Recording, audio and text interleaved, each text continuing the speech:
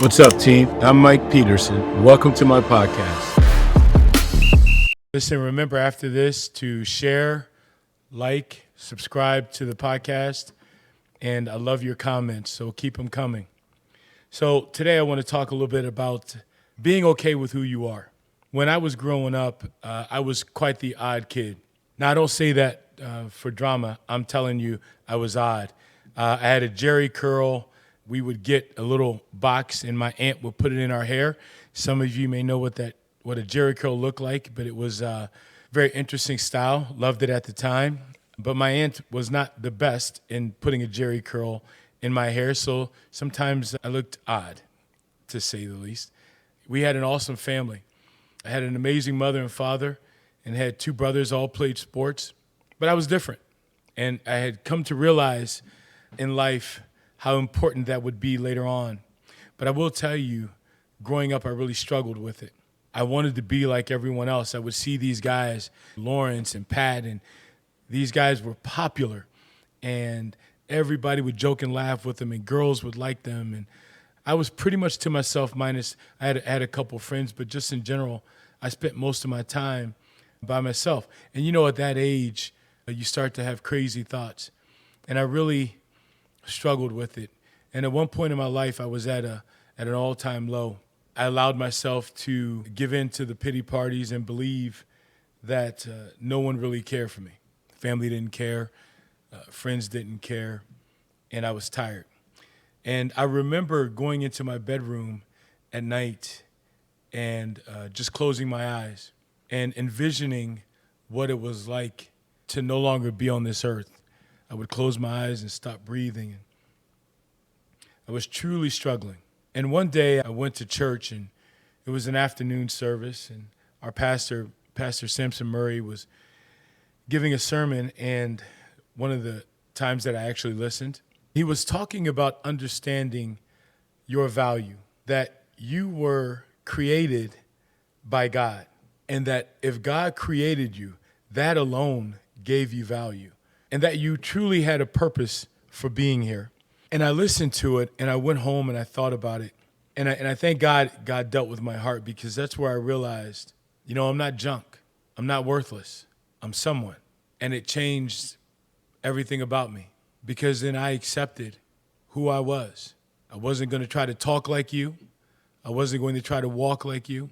I was okay with being odd at times, awkward at times.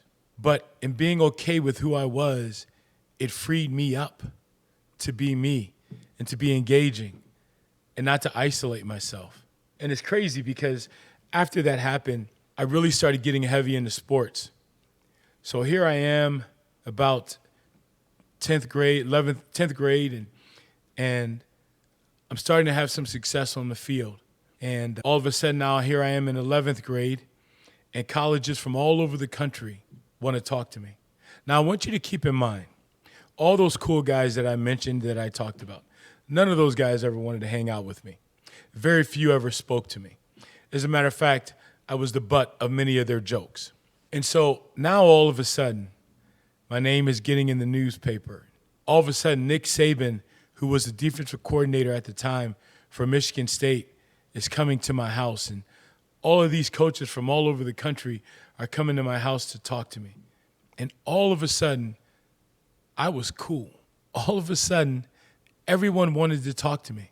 And it was great. Like, I realized my dream. I actually got to be like the cool kids. But I quickly realized there was a problem, because some of those cool kids that I really wanted to be like and to be a part of their world were doing things that were destructive. They were getting high. They were drinking. They were treating girls with disrespect. And I realized at that point that I had a decision to make. I realized that I could be like them, or I could stay like me. And it was very simple, because two things went through my mind. One, God created me. I'm unique. I'm special. I cannot be like everyone else. But secondly, in order for me to get to where I want to go in life, there are things I can't do. And so I had to make a decision. Do I act like them, or am I okay with me? Obviously, I chose being okay with me. And it changed my world. So for all of you out there that times you just don't feel like you fit in, just remember this. If God made you, you're right. You are odd. You are different. You are unique because God made you that way.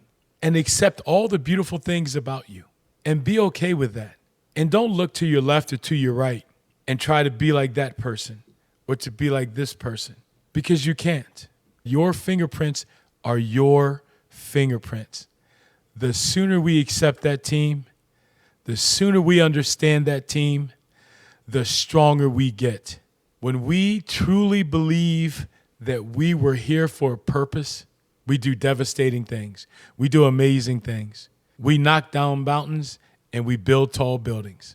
When you're looking in the mirror, know this. It's not to make you feel good. It's not for positive thinking. This is a factual statement. You are one of a kind. And because you're one of a kind, you have purpose that no one else has. Accept it, embrace it, keep swinging, keep knocking down giants.